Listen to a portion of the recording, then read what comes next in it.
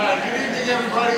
Guys, ladies, parents, families, guardians, good evening. I'm glad the purge hour is over, as I quickly found out. As long as it's not a distraction during school, which it clearly is not ever. All in good fun. I do appreciate that. I have somebody staked down in my bushes back home, and I have to perform their ways. I would like to welcome everybody here tonight. Some beautiful spring weather. Thank you for taking some time out of your day and your evening for a very important meeting. Before we get into the program this evening, before I turn it over to Ms. Chakowski, I'd like to announce a couple of important housekeeping items and some dates. You may hear some of these things from our class advisors later, but I wanted to just let you know some things from me. Last Thursday, I hosted a mandatory graduation meeting right in this auditorium. Probably the last time outside of this evening that the kids will be together by themselves as a group outside of graduation. So that kind of hit home when I went over the, Judy's like, I know, right? It seems, I see you, I know. I was there 2 years ago. It seems like yesterday when you were at orientation and you're sitting in this theater and you're nervous, then you blink your eye and you graduate already. So if you think this 4 years went fast, wait until the next, say, 30. It's going to zip along. But at that meeting, we discussed many a graduation item. We distributed caps and gowns. We talked about Senior Walk. Senior Walk, one of my favorite activities here for our students to go back to the school, the K-8, where they attended, and say thank you to their teachers. I love doing that. It's one of the highlights that we have. We videotape everything, and it will be shown at graduation. But it is a students-only event, so I don't mean to be rude, but please, parents, don't show up. I really don't mean to be rude when I say that. With the cap and gown, there were instructions and information regarding prom, okay? And regarding information about graduation. Okay? The graduation tickets will be given out starting the 7th. Every student will get 10. If you need more, not a problem. Just request more. Give everybody 10. Monmouth Universities, where we have graduation, we've never had a problem with packing that place. It's been a wonderful venue. They're great people to work with, and you will have enough tickets for your family. I give the tickets to the student, not to parent, guardian, grandma. They're adults now. Cap and gown goes to them. Adornments, NHS, bib, seal of biliteracy, Shore Scholar, IB cord, everything goes to the student. Everything goes to the kid. Okay? So if there's any questions or any concerns about that, please don't hesitate. You can call me or Mrs. Delahanty. She's the most valuable player with regard to graduation planning. Okay? Now on to our Mission Prom program. We have been hosting our Mission Prom program for 14 years or more. It's a wonderful opportunity for parents to sit next to, I hope, or near their child. Okay? The clock is ticking on their being children officially. But this is a great opportunity to strike up a conversation. It's a great opportunity to sit by your son or daughter on your way home. You can talk about what you've heard tonight, talk about the whole idea of prom and making good choices and being safe. I don't jinx us, but we've had a pretty decent run with our proms, and they've been wonderful events for the right reasons. We want to continue in that vein or on that path. Before I turn it over to Ms. Chakowski, I did want to thank her and Mr. Larry for organizing our student activities and our Mission Prom programs. I know the golf carts were always a good hit, and working with our local police departments is a pleasure. I want to personally thank our guest speaker tonight, Mr. Dan Duddy. I've known Coach Duddy for my entire life. He's a man I've looked up to as a kid. He's an outstanding teacher. He's an outstanding coach. He's a man of character. More importantly, his ability to connect and motivate and relate to his students and his players was paramount and remains a pillar in his life. My admiration was magnified tenfold when I had known of and heard of the story that Mr. Duddy had gone through and his family. And the grace and professionalism and empathy that he has expressed as a result of that incident. You'll hear about that this evening. I want to thank you again, Coach Daddy. I wish every single student in the room and parents a wonderful prom for the right reasons. It's going to be a memorable event. I want everybody to have a great time. With that being said, I'll turn it over to Ms. Chakowski, who will introduce our speaker. Thank you, and thank you again for being here tonight.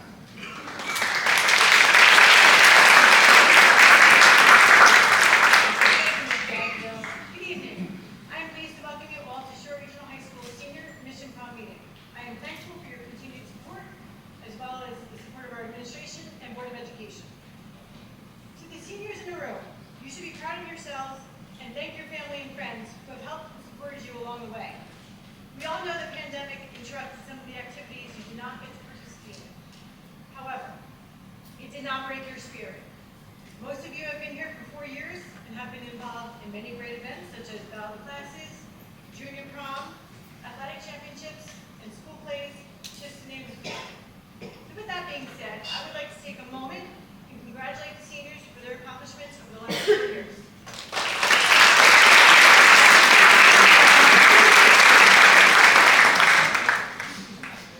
Along with the activities I just mentioned, and like Mr. D said, I know many of you are looking forward to going to the elementary middle schools for your senior walk. However, prom and graduation will be the last events and memories you create for yourselves as a Shore Regional student. After graduation, your experiences will lead you to many challenges and opportunities, and ultimately, your own responsibilities. With this in mind, the presentation this evening is to inform and educate you about your decisions.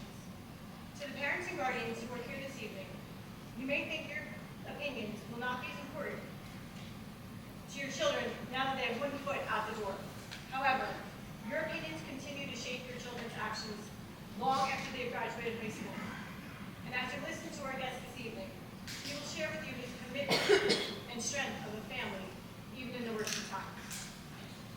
Before I introduce our guest this evening, I'd like to thank Mr. Fury, who recorded our junior mission prom presentation last month, and is here tonight recording tonight's presentation. Mr. Fury and the students filmed our Father's golf cart activity with the Oceanport and West Long Branch Police Departments earlier this month as well. Our presenter this evening is Dan Dudley. Dan is a motivational speaker who counsels educators, coaches, business leaders, students, and teams.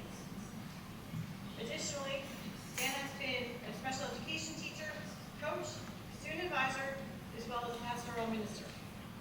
Of all of these titles, in conversation with Dan, he would say the most challenging and rewarding role he has is being a parent. He is truly a charismatic individual who has the ability to share his message in a fashion that's compelling and inspirational.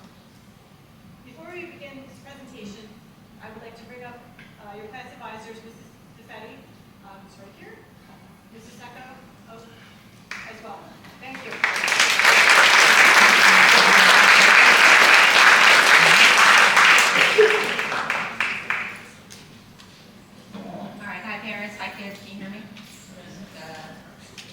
So first of all, I just want to say how wonderful it has been for both Ms. Secco and I to be your class advisors. It has been an amazing, for me at least, the last 2 years have been quite amazing. It has been an honor to be your advisor, and just to see how far and how much you all have grown as freshmen to now as seniors. Okay, I turned it over to you. I'm good. It's just too much for me. I know, because she is a senior too.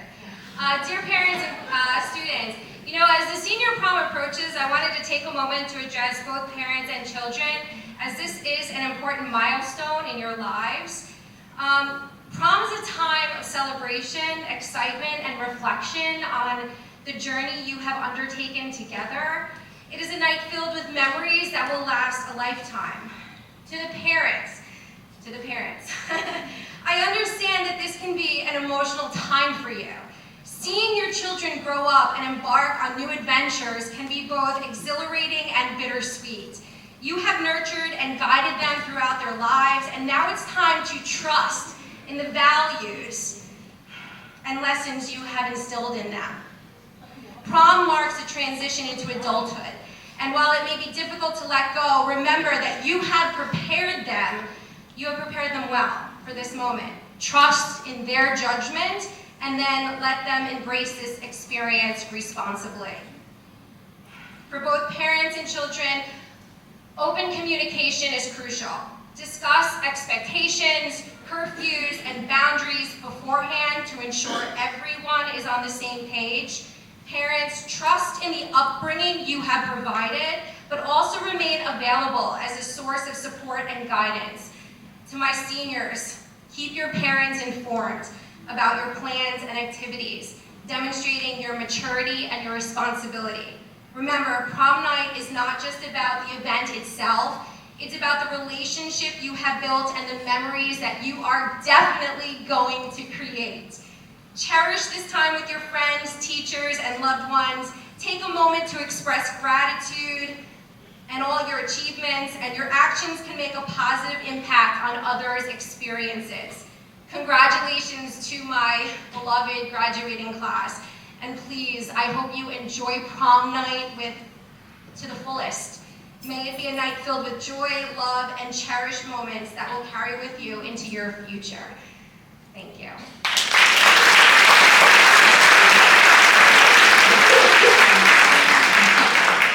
Thank you, ladies. I know we're all looking forward to a great evening. Lastly, before we begin the presentation, I would like to say a few words about the Tigger Savola Foundation, who has generously sponsored our speaker, Mr. Dan Duggan, this evening. The Tigger Savola Foundation is a nonprofit organization located in Red Bank, New Jersey. Their mission is to fight addiction, spread awareness, and save lives through education and prevention. In 2014, almost 10 years ago, the Savola family lost their son, Tigger, to an overdose at 25 years old. After having endured such a tragedy, they opened the doors of the foundation to not only help others, but to honor their son's name and memory. This year, the foundation has reached out to over 60 high schools throughout Monmouth and Ocean counties to help bring education and awareness to our students. We are grateful to be a school partner with the Tigger Savola Foundation and thank them for their ongoing support. There is a representative here tonight from Tigger Savola Foundation. Her name is Kathy Soya. She'll be here after the presentation if you want to speak with her.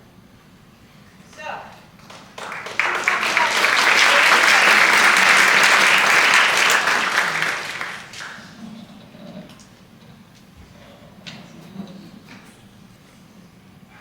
thanks so much.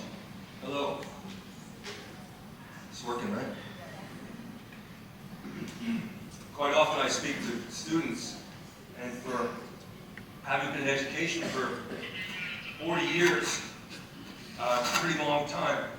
I'm 67 years old, and I had always identified, and still do, as a football coach, because there were 40 of those seasons out there. Excuse me. So I've been very youth-based, youth-centered, and of course, because of football, it's very math-centered. I did coach quite a few girls' sports as well. And I enjoyed them actually more. But to turn around after sitting here and really facing forward, and then to see the audience here filled up, I see your beautiful families. And there's a part of me as a father and as a husband that hugely honors how personal your family is, that community. So it requires courage for me to stand here, quite frankly, more than speaking to students, because I honor the parents that are in the room, and who am I to speak to you? So once again, that courage is being flexed. I'm flexing my will. But by all means, I have something deeply, deeply, profoundly personal to share with you tonight. I promise you that I will give you all my heart. I absolutely promise you, with conviction, that this will be raw, it will be truthful, because it's hugely important to me and the love for my family that I do it that way. If I'm going to try and provoke from our people, the people before me, and I'm going to have a microphone in my hand, I'm going to do everything I can to provoke a deeper integrity in your life, as I try to myself. I won't say anything to you that I don't practice myself.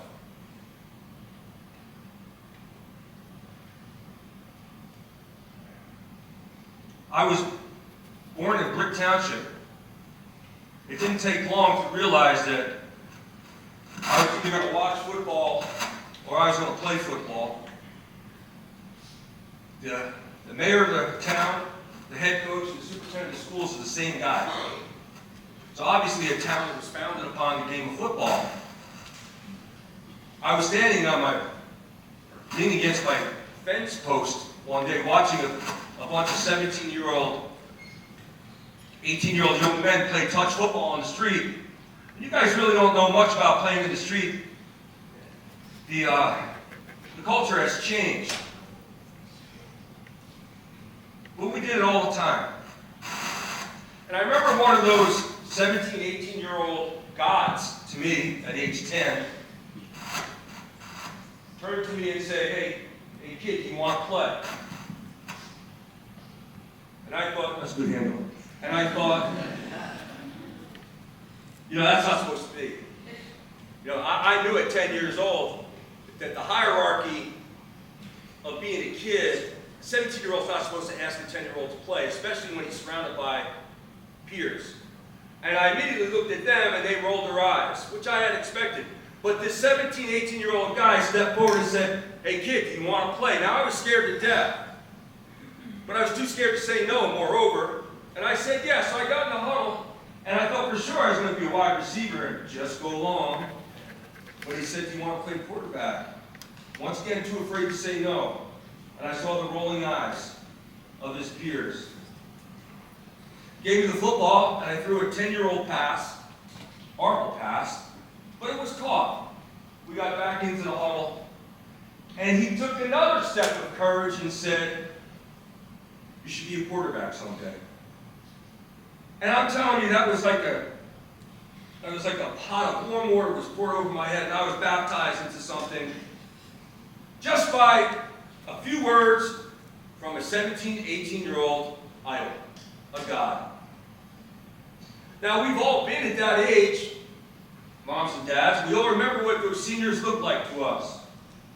We could pick them out. We could see what strain of the group, the divisions of the groups and the high schools they came from.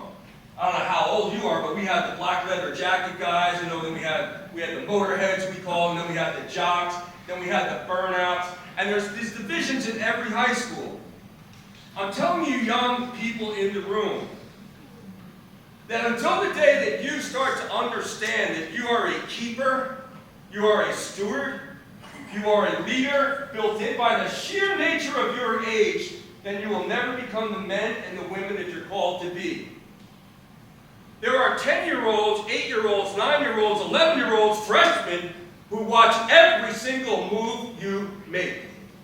And until you hold yourself accountable to that community, you'll never be the men and the women that you are called to be. We are here to give. We are here to take the powers and the talents that make us completely and entirely different than anyone else for an eternity before you or after you or sitting next to you, and share those powers and talents. And the moment that you make your powers and talents the gift that they are meant to be, you then are a walking gift. And that's when you start to live. And that's when you truly start to understand and hold yourself accountable to the fact that you play an extremely, deeply profound role in your community. Where does that community start? It starts in your mother's womb. None of us have anything to do with the fact that we live here.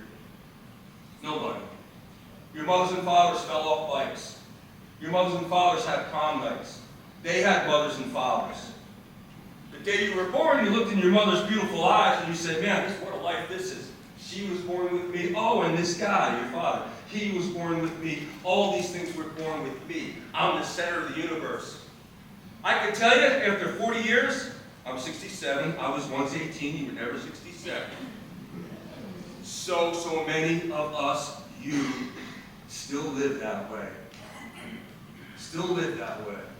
When you start to truly understand the humanities, and it starts with your mother, the true humanity of that incredible heart, then you'll start to detach by realizing such, and it takes time. It takes a little bit of time, but it takes asserted time to get into the classroom of silence every single day. Put the gosh darn cell phones down with all that superficial fluff and get inside where all the answers are that you will ever need. Everything you need to learn, every single one of us, is in the silence. And that's where you'll understand those powers and talents, I call it a charism, that are conferred upon you by your sheer nature of your existence. And you'll really start to live life. You reflect on those, you make a simple resolution every day that takes those powers and talents and puts them to work. Listen to the people that love you if you can't figure it out yourself. And you put those resolutions to work in the spirit of genuine generosity, big or small. Big or small. Could be taking the elderly woman's garbage out tomorrow, out to the curb. Why? Just because you're a good person. You become a guy who takes, or a girl who takes out other people's garbage. That's a good first step. It will never stop. It will never stop. You are responsible to assert these beautiful things into your identity. Boys take. Men give. Ask a whole bunch of guys in the football locker room every year. Want to be a man? Woo! What is a man? Ooh. You don't know. Keep it fundamental. Keep it simple. It's real simple. Boys take. Boys take. I know 65-year-old boys. Men give. I know 14-year-old men. Girls take. Women give. And I could go home today and I could be a boy. And my masculinity, my manhood is commensurate to how generous I am. We're going to talk about the greatest gift we can give as we get to the end of this. The greatest gift we can give. The greatest gift we can get is the greatest gift we can give. Well, in a nutshell, it's our time and space. It's our very existence. We human beings are on the clock. We human beings are always in a space. We human beings, when we put our head on the swivel, because we can't stand to be isolated and alone, when we put our head on the swivel, there is a hungry soul, either to our left or to our right, that can always benefit from your time. And it's our time and our space is the greatest gift that we have, because it puts our feet on the earth. And when we be where our feet are, exist where your feet are, then you really start to understand what you're meant for. We are so gosh darn distracted. I went to Brick Township. I became a quarterback there. Not necessarily because that guy, Billy Kennedy, who later on became a good friend of mine, an administrator in high school, not because of Billy Kennedy, but because Billy Kennedy didn't say, "Hey, that pass sucked!" If he had said at 17, 18-year-olds, pay attention now, because your words are like a knife. If he had said at 17 or 18 years old, if he had not watched himself, if he was obeying the eye-rolling of his peers and said that, I tell you, I'm not standing here. I tell you, I did not get in the locker room for 40 years, and by the grace of God, raised, all those boys to manhood. I'm telling you. That's how powerful we are to our community. But it goes much more deeper than that. I became absorbed into the community. As a quarterback in this football school, my football jacket was everything to me. Pay attention, seniors. In the blink of an eye, you're out of Shore Regional High School. Football jacket got me A's in English. I deserved C's, maybe less. Got me out of speeding tickets. Got me prom dates. It was everything. I wore it everywhere. Graduation, I got a standing ovation because we didn't lose one game in my 4 years. I was starting quarterback for 2 years.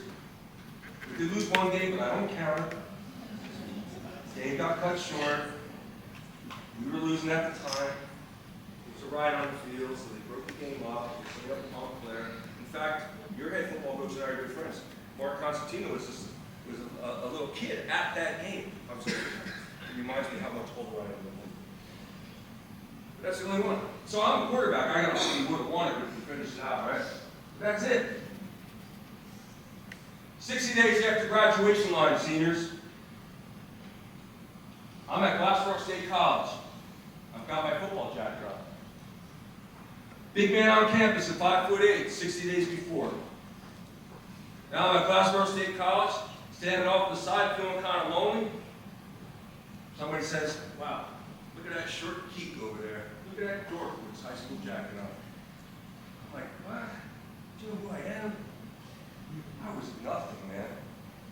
I had never, ever took the time to get off the glitz and the glamour of the superficial ping pong game or pinball game, you don't know what pinball is, I'll say ping pong game, and got down and dirty about those true, deeply intimate powers and talents that made me me, or were meant to be me. You're going into a storm. You're heading into a storm. Some of us are in a storm. The eye of the storm, the peace of the storm, is within the beauty of every single one of you, and it thrives in the silence. Moms and dads as well. We all need to slow down, get intimate, embrace each other, and really deflect the world. We've got to play some defense big time in this world. Big time defense. Because this world is pulling you away from the beauty of yourself and wants to divide you as much as we possibly can. The family is under attack. I will be bold and I will tell you that the peace that this world needs is at your address.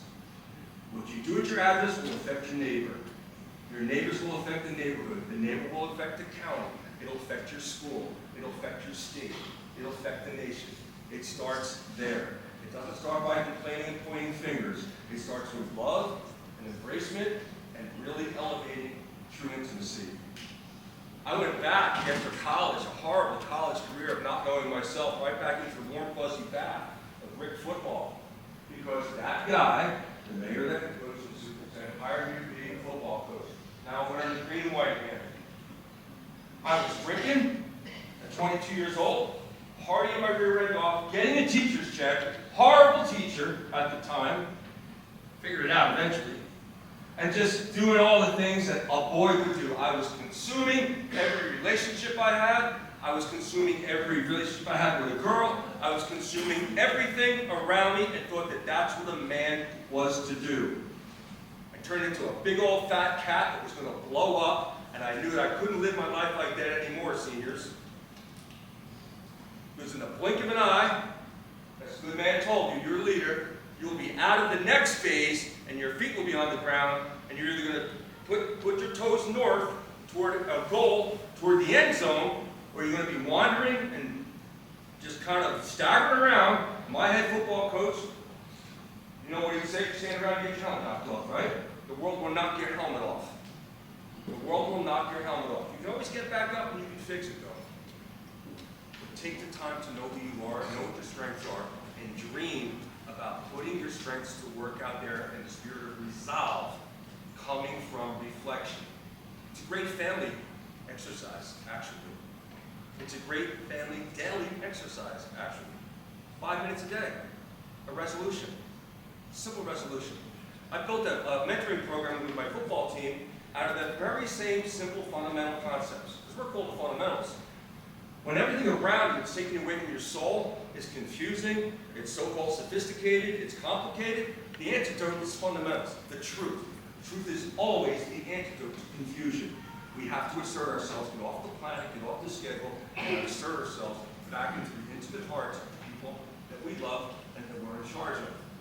And you seniors, you're in charge of your youth, like it or not. Look for them, build them up, and you'll build yourself up.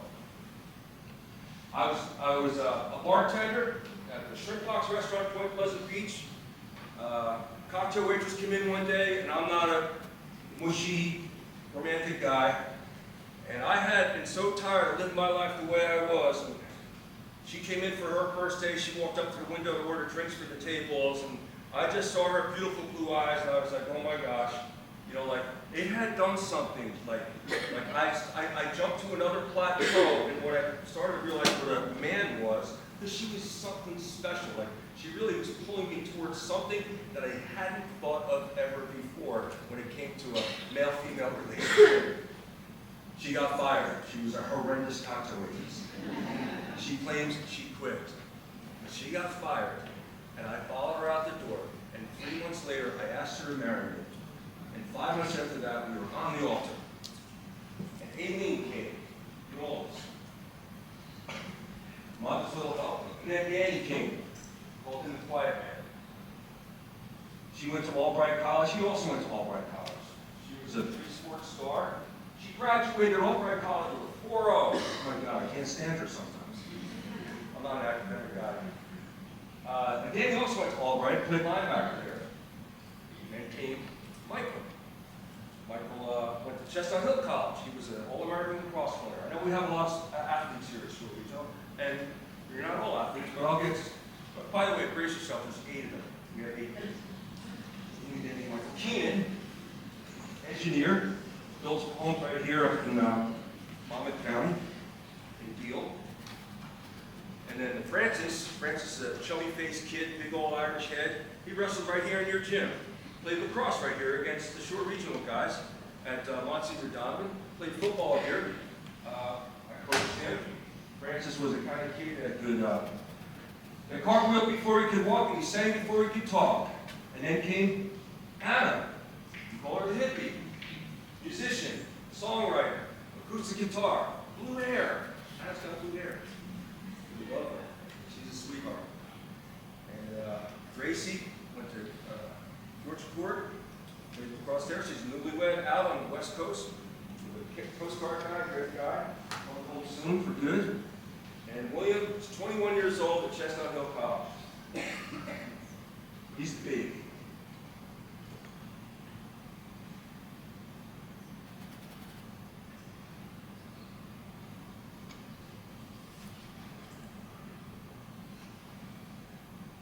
I have time on. Time and space. Time stinks. Time stinks.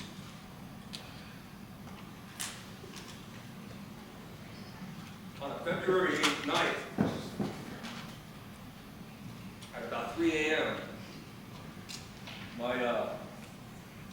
bedroom door opened up. And there in the doorway was my 21-year-old son, Keenan. He said, Dad, there's 2 cops downstairs.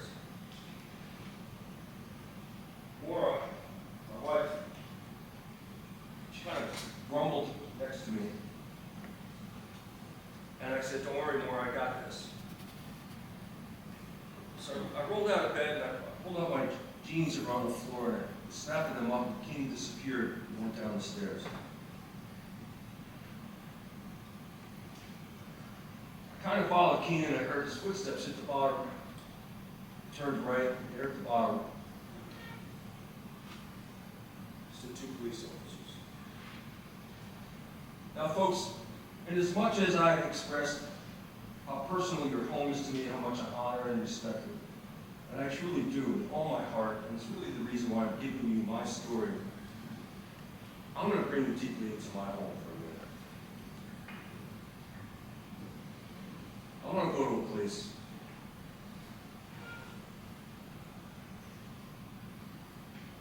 I'd rather not go to, but I must go to. I'm here for the mothers of the world. I'm here for you, mothers.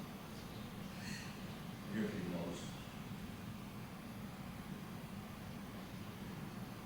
They're at the bottom of the stairs with 2 cops. Border light over their head. I can see that the lens of the glasses of the one short guy, about my height, see his gun. To his right was a bigger outline. I couldn't see any features on him other than his bigger, stockier guy. I hit the bottom of the stairs, and I said, man, you guys got me nervous. And the guy on the right, his left hand went like this. He shimmied over. This is what it looks like. In front of my fireplace. Dining room behind me. Bottom of the stairs over there. Where we had just left.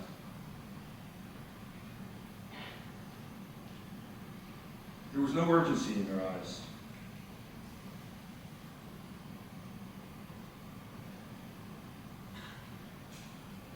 You know, when you have 5 sons, cops show up sometimes. It's usually for bottle rockets or eggs on the grouchy woman's house down the street. Which they, of course, never admit to. This was different. I knew where all my kids were because I would text them at night. 3 of them lived up here in Monmouth County. I'm down in Tom's River at this moment. My time and space, Tom's River. And I would always say, you know, Mom, I love you. Sleep well. Are you home yet? No, not yet, Dad. Or yeah, Dad, I'm in bed. Or Dad, I'll be home. I'll text you when we get home. They're having nice jobs. Actually, they live, one lives right here. Michael lives up here. His wife, Corey Murray, is in your Hall of Fame. I'm going to talk about a small world. Michael, totally played across the chest. I told him, married Corey. Corey was in here till like 2 minutes. Just got a little baby at home. I love Corey. I love Corey. And the others were upstairs in the bed, except for one. He never had his phone. He always had an excuse. Well, I don't know what it is with you guys, but if your phone breaks down, I don't know why you never pick up another phone and borrow that to call. I don't know. It's phenomenal, right? Maybe we just knock on strangers' doors and ask for the phone. Back in the day, I said, please tell me that you have my son locked up. Please tell me that my son's locked up. They said, are you the father of Francis Dunning? And I didn't want to say yes.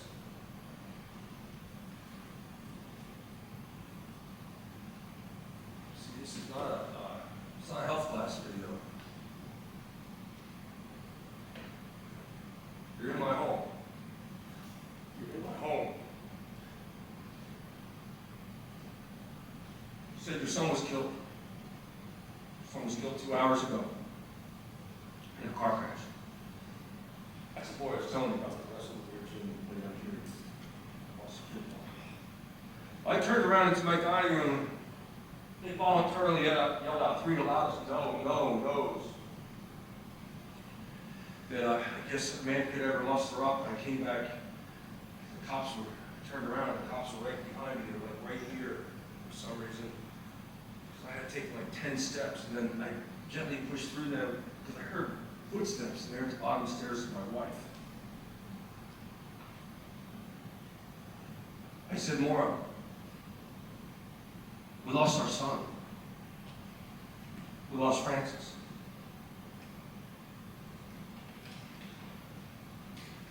You don't ever want your mother to hear that. You don't ever want anyone else's mother to hear that. You are so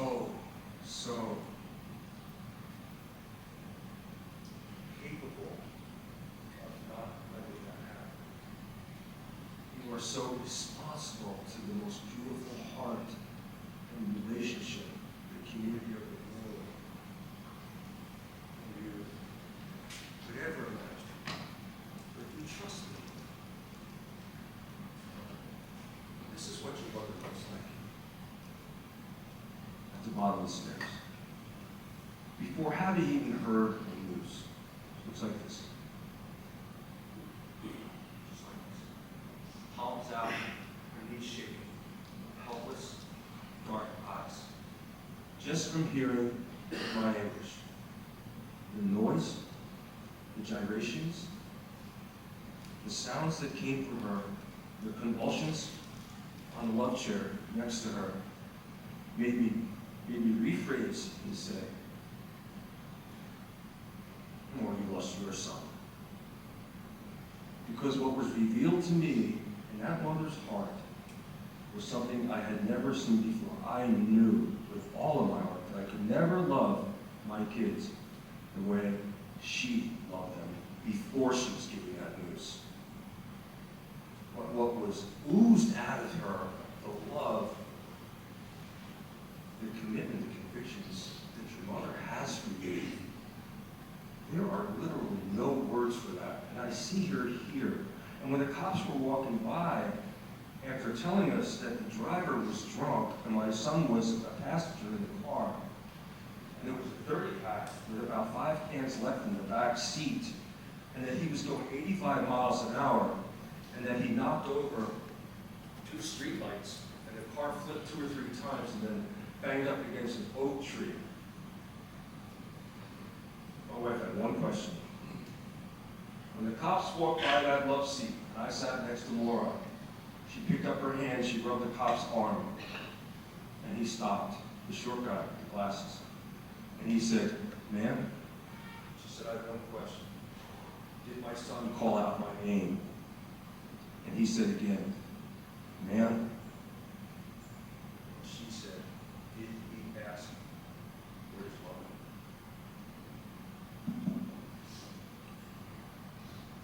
That's what happens when you put your hand on a car door handle. That's what happens when you stop thinking about how valuable you are, how meaningful you are, how essential you are, how influential you are, and you make a girl or a boy's consuming, selfish decision. That's your mother's heart.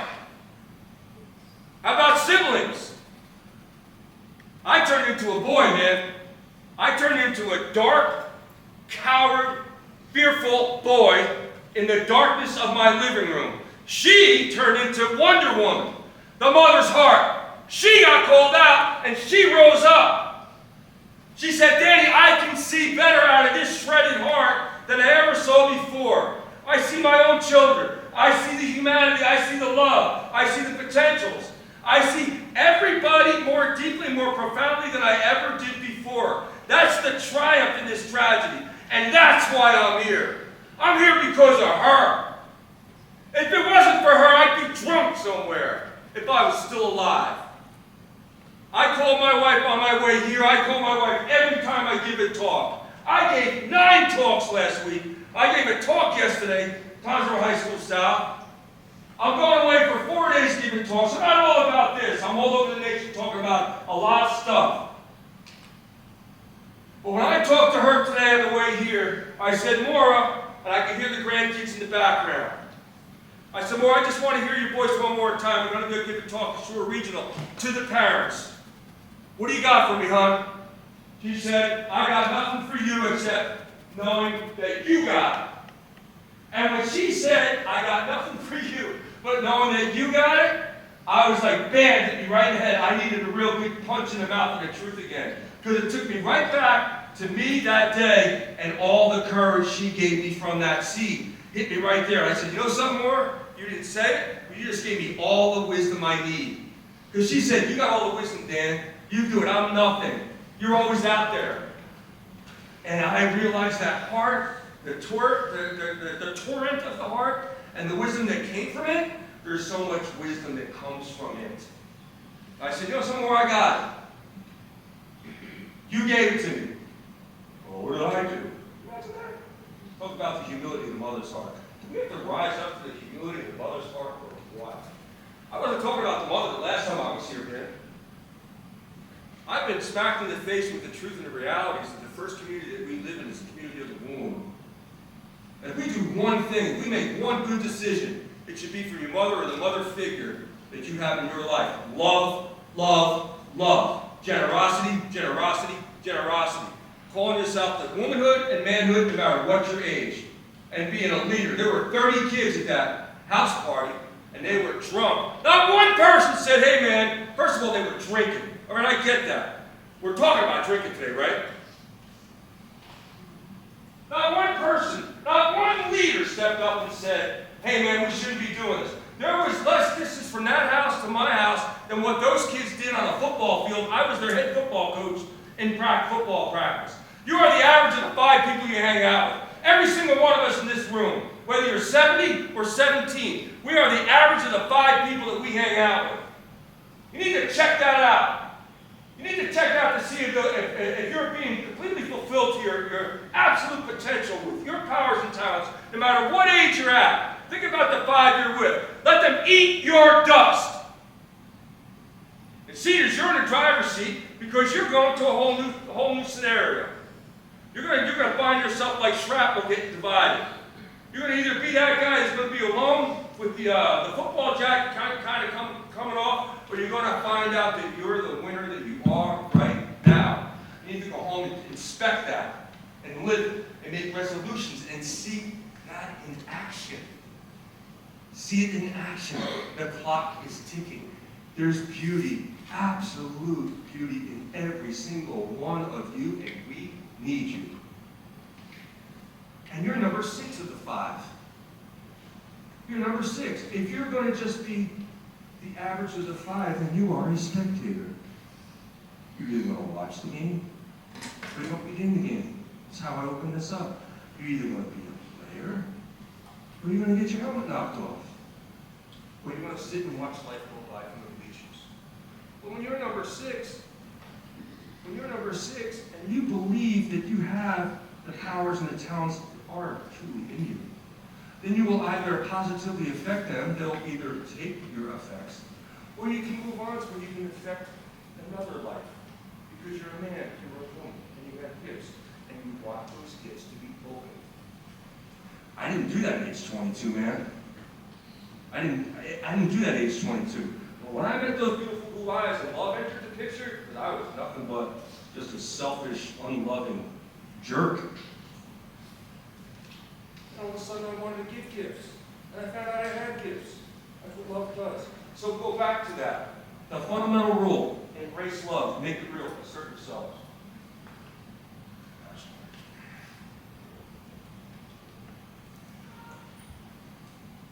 My wife said,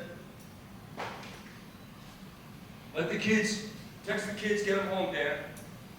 Because I was born. What do I do? Text the kids, get them home, Dan.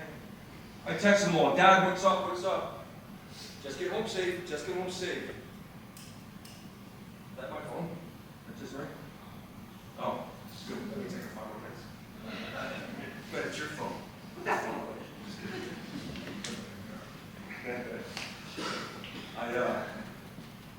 And let the other ones in the house wake up on their own.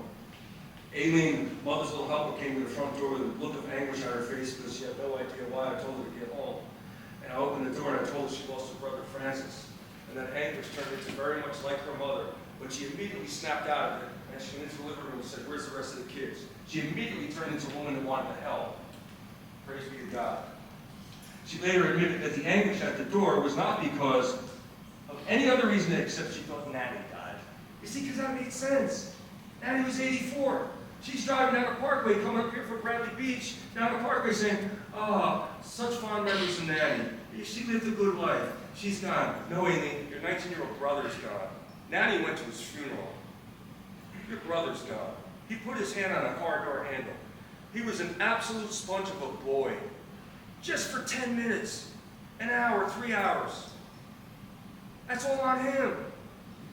It's all on him. The quiet man came to the door, Danny. He took a walk in the woods. That's what he does. I never asked him. He just left. He came back 3-4 hours later. I never asked him where he went, what he was thinking. Michael flew up the driveway. He's a puncher. He's a fighter. So I ran to the back. I ran to the back of the kitchen because that's where the garage is. And he came in the back. He came through the kitchen. This is what happens. These are your siblings. You're in my home. Seniors, you're in my home. Here's your siblings. Michael came in, turned the corner. I told him he lost Francis. He did make a fist. I put my hand up, and he laid his fist into my hand. It turned into a cupping of the fingers. He put his head right here and cried snuff bubbles like a baby. Francis remained on the couch with his back to all of us, facing the back of the couch in the dining room. Anna came down the stairs. She weighed about 85 pounds, the hippie. Like a fool, I told her that she lost her brother from about 10 feet away. Anna hit the floor like she weighed 300 pounds. Her head snapped off the hardwood floor. Her eyes rolled back in her head. Aileen, mother's little helper, was rubbing Keenan's back over there. She sprinted across the living room floor, scooped Anna up, sat right here next to the fireplace, and whispered in her ear so she wouldn't go into shock. That's my family. One decision!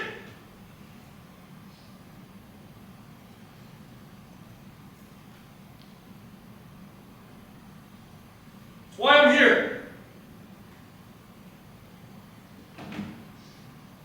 Grace stood at the top of the stairs. Dad, Dad, Dad, what's going on? What's going on? What's going on? I learned from Anna. I ran up the stairs. Standing at the top of the stairs with her cell phone. Her cell phone. Everyone is texting me, sorry for your loss. Sorry for Francis's death. Francis had broken his neck against that oak tree. Francis was dead on contact. When my wife asked those cops, did he call out my name, and those cops told her that he was dead on contact, she was relieved. And just 6 hours before, he did his usual back roll off the front steps. See ya, mops, see ya, pops. Back roll, land on his feet, go. Right here. Paradigm change, life expectancy change, weddings change, childbirths change. There's a wife waiting out there that was meant for him. There is a life waiting out there meant for him. And there's a mother with a heart shredded wide open. The driver was airlifted to his would-be deathbed and had his face completely reassembled. But Gracie was told the most intimate thing in her life, social networking. Social networking sucks the humanity right out of each and every one of us. We have time and we have space. Why in the heck would we take our valued time and spend it so much on this addiction? I'll never know. William came down the stairs, 10 years old, sat down in front, was told by his brothers, his brothers that were always pissing off in the backyard playing games. I found out how William cries. I know how he cries when he's ticked off, but he was always ticked off every time he played with his brothers. He was tormented by his brothers. I never let him cry, right? I don't condone that. But I found out how William really cries. Now listen to this, seniors. There's a 10-year-old. There's a 10-year-old being told that his 19-year-old idol got drunk with zero backbone, zero spine, put his hand on a car door handle with a drunk so-called friend, and took his life. The same age kid that told me, hey kid, you should be a quarterback someday. What is going through the mind of that 10-year-old? What is going through the mind of that 10-year-old? I still don't know what's going through his mind. They went to get dresses and suits for the funeral. I had it all out. I'm a spiritual guy. I'm in public high school. But I sat down and I got the revelation, just like that warm cup of water was poured over my head, that Francis was a gift. And I never had anything to do with the fact that he existed, other than the biology. I got nothing to do with biology. And I realized I got nothing to do with the fact that I exist. I had nothing to do with those children, my wife, this life. I really didn't deserve it. I was a loser. And they were all gifts. And then they came in. And then I became the man that I thought I was supposed to be once again, finally. Because I was living in darkness in that afternoon when they left. I was yelling his name up the stairs. I was seeing things. I was hallucinating. I said, come on guys, let's go to the table. we sat at the table. I said, from this point forward, we're going to take on a spirit of gratitude that Francis was ever in our life. He was every day more than he was ever our son. And with that spirit of gratitude came the virtue of forgiveness. We decided at that table that we would forgive Connor, his rider, who was fighting for his life. My wife and I went to his deathbed, and we forgave him. And then me and the quiet man went to court. Connor was facing 28 years. Publicly forgiven. And I want to show you that. Can you put that on, my friend? Here.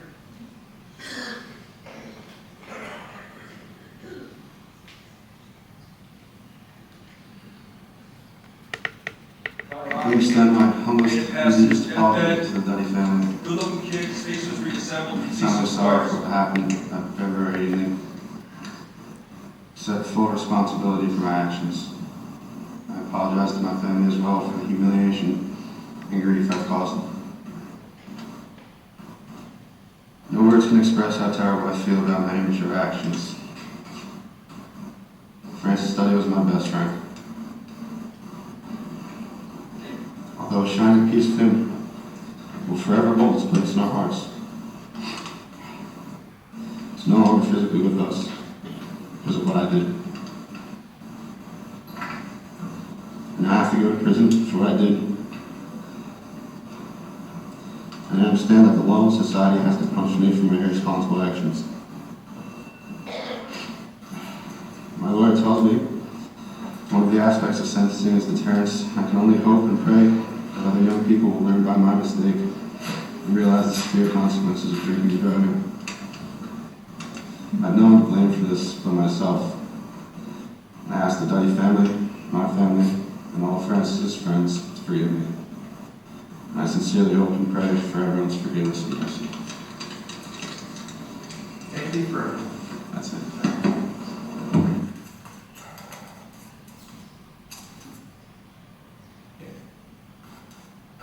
Personally, Judge, I honor your court completely, and I respect the people that make up the prosecutor's office immensely. They are real people with great hearts. I especially want to thank you, whoever's doing this first program. My son Danny and I are here to represent my family, including my son Ransom. I also represent the community of St. Joseph, Connor's community, Donovan Catholic, and our football family. You boys are teammates in a program that stands for virtue and manhood. Above all, I'm here for my wife and my Lord Jesus. Life is precious. We found that out on February 8th the hardest way of all as a result of the wrong of all wrongs. Life is upside down. Now we have to upright it. We have a life to live with dignity. If we are going to call ourselves men, leaders, fathers, husbands, brothers, we need to upright this. We have to do whatever that takes. You, Connor, have a responsibility to right yourself, as do we. And you can't do that. Nor can we without our forgiveness. It would be impossible. The level of forgiveness is commensurate with the level of pain. On behalf of all the people in my life, we give you an extremely high level of forgiveness, Connor. And we will need to give it to you every day, all day. And we will. Because we're going to miss Francis all day. And every day. And we will stay true to who we have been for you previous to February 8th. We remain true to that. We won't lie to you. You're tough, Connor. Be the man you're called to be. Bring integrity to this, Connor. You can do that, Connor. You'll figure it out. We remain here to help you. Do not shrink. A wonderful life is gone. Do not shrink and die in your own skin, Connor. Be strong, but live right. Your journey begins now. Rise up to the strength that it has taken for this forgiveness. Francis wants you to live, Connor. Francis wants you to live a life like Francis. There was no greater heart than his. We want you to do the same, Connor. And thank you, Judge, for any considerations for the most leniency in sentencing today that your court will allow.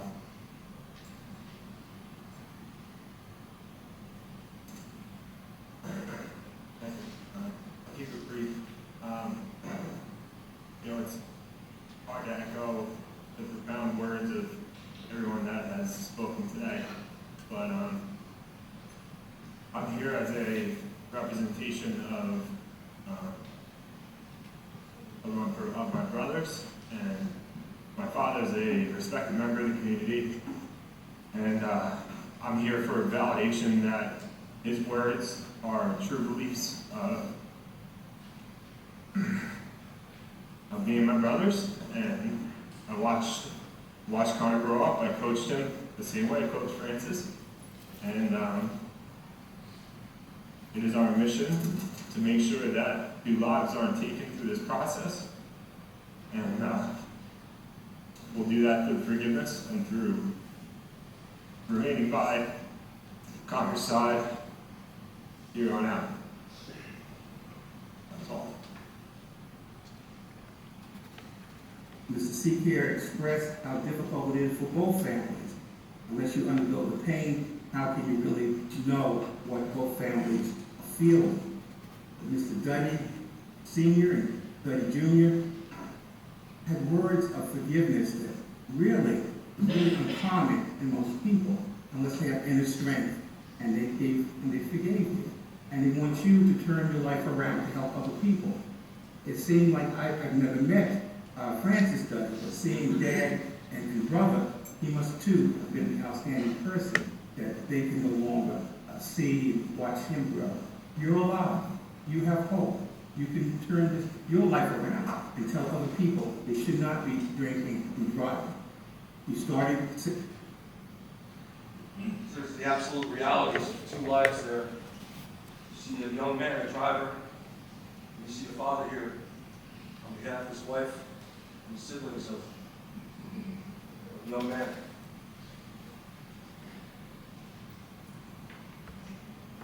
Beyond words, unnecessarily died at age 19. Left siblings behind, nieces, nephews. When we forgave at that dining room table, folks, we had no idea what was going on. We were in that very personal life that I reflected on and honored when I turned around and saw you guys. I was actually quite in awe by seeing your families, the Newleys here, when I started my talk. When we forgave at that dining room table, it was really, of course, the forgiveness had to be genuine for it to really work in the way that I'm sharing with you now. But we healed immediately when we decided we were going to forgive. My wife and I forgave Connor already on what was to be his deathbed. Praise God, he survived his deathbed. But when the family came together, it was the greatest gift, as I opened up, the greatest gift that we could ever get is forgiveness in our time and our space. To get forgiveness is the greatest gift we can get because we screw up. We all do. Therefore, it's the greatest gift that we can give. And when we're generous with our forgiveness and the love that's required, and when it comes, the catalyst is gratitude, then we live a life of joy, seniors. But seniors, hear this. Please pay attention as future parents. It's that it happened at our dining room table. And it happened out of the spirit of healing the womb, my wife, the mother of the siblings. And it did. It did heal her. It healed us all. And it happened at the dining room table of that community at our address. But what we didn't realize what was going on all that time, living in that seclusion under our roof, as you all do every day. that the whole community had been divided all that time. It took about 12 months for this to take place, maybe 16 months, it's all a blur. They were all divided. And when word got out, and when we went publicly went to court, the whole community reunited. We didn't even know they were divided.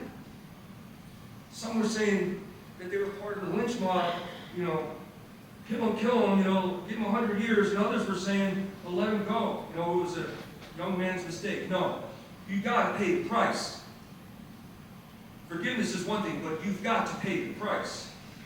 You've got to man up and pay the price. And it was beautiful to hear Connor say, I'll take what you give me. He didn't know what he was getting, but he was facing like 28. He got 36 months. That's powerfully important. But Connor admitted to us that all the years in prison could never, ever, ever match the forgiveness of Francis's parents. But we're all alive. I'm telling you, I know I'm giving you a pretty dark story, but I'm more alive than I ever was before. That's the triumph over the tragedy, but it comes from the forgiveness factor, the love, and the gratitude. So seniors, those virtues of forgiveness and gratitude, they'll give you joy for the rest of your life. They are foundational virtues. But know, please, how essential you are, how important you are. If you take this story and you flip it, and you see the vices that happen here, the selfishness, even though it's temporary, it happened. When I see Francis, in heaven, I'm going to punch him right in the, I'm going to stand on a chair, I'm going to punch him right in the nose. I'm going to give him a hug. But slow down and think. And do your ups. Well, push-ups, all right? Do your ups. And get ready for the storms. And when that cardboard handles there, say, nope, that ain't me, man. That ain't me, and that ain't you. I've got a mother at home, I got siblings at home, and I got a future, and I got too much going on. Do your ups. I beg of you. I beg of you. And please know, the disease that kills the mighty oak is up inside. It's insidious, it is invisible. The oak is strong, huge, strong limbs, broad green leaves. But there's a disease up in there that's killing it. The disease that does kill the oak. And before it's too late, the oak will die. And that disease comes from the ground, goes through the roots, it comes from other trees around it. The whole forest dies. That's an inanimate object. We have a will. We have the power of a will. I beg you to get inside and feel it. All of us. And you can choose what goes inside. You can play defense against this world. And you can take your eyes off the enemy, compromise. And then really put your eyes on the power of what you got. Put your feet forward toward the end zone and start to play some offense. And then you start to put stuff inside you. You go out and you study the virtues of the people around you. Go out and study what virtue is. And then you fill yourself with life-giving serum in there. And then that will come out your roots. And that will go into the soil. And that will build a forest. We don't need superheroes. We need young people who are alive. We need people who are alive who they are. Amen? I love it. Thank you so much. Thanks for this.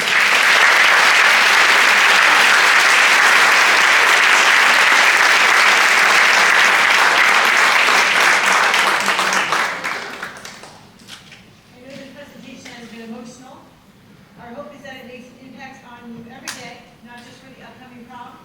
As you've heard this evening, the choices you make not only affect you, but others around you. Please remember, safety is a shared responsibility. I want to thank the Tigger Cibola Foundation for sponsoring this event, and I want to thank Dan